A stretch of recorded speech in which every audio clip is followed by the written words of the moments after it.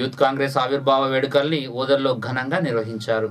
ఈ సందర్భంగా పలువురు మాట్లాడుతూ దేశానికి రైతులు వెన్నుముక లాంటి వారైతే పార్టీలకు యువజన సంఘాల సభ్యులు వెన్నుముక లాంటి వారన్నారు. 2019 ఎన్నికల్లో పార్టీ అధికారంలోకి వచ్చే విధంగా ప్రతి ఒక్కరూ కృషి చేయాలని పిలుపునిచ్చారు. ఈ కార్యక్రమంలో నాయకులు గోష్క రాజేశం, బోడగుంట నరేష్, సురేందర్, రవీందర్, తిరుపతి, రాజు, రాజయ్య తదితరులు ఉన్నారు.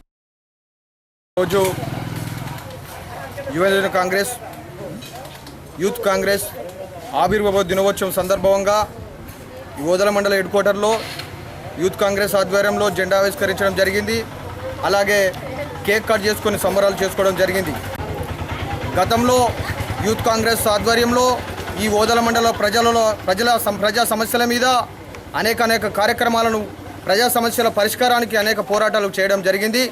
ఇక ముందు కూడా ప్రతి గ్రామానికి వెళ్ళి కాంగ్రెస్ పార్టీ గతంలో చేసినటువంటి పనులను, ముందు చేయబోయేటువంటి పనులను కూడా వారి ప్రతి గ్రామానికి వివరిస్తూ ప్రజలను రాజకీయ చైతన్యవంతులు చేసే దిశగా యూత్ కాంగ్రెస్ తప్పకుండా రాబో కాలంలో మేము ప్రతి గ్రామానికి తిరుగుతామనేటువంటి విషయాన్ని తెలియజేస్తూ ఉన్నాం. కాంగ్రెస్ పార్టీ గతంలో ఉచిత కరెంటు ఏదైతే ఇచ్చిందో అట్లాగే రైతు రుణమాఫీని కూడా ఏకకాలంలో ఇవ్వడం జరిగింది.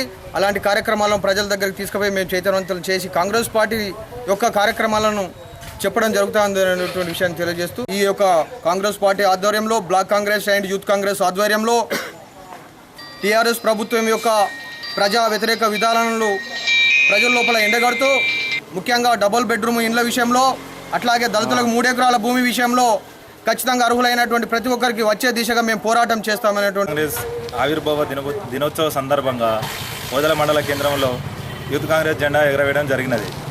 దీని ఉద్దేశం ఏంటంటే రానున్న రోజుల్లో 2019లో కాంగ్రెస్ అధికారంలోకి రావడం ఖాయం. ప్రతి విలేజ్లో, ప్రతి గ్రామానికి యూత్ కాంగ్రెస్, పెద్ద కాంగ్రెస్ అందరం కలిసి రాబోయే టీఆర్ఎస్ గవర్నమెంట్ను ఎదుర్కోవడానికి రాబోయే రోజుల్లో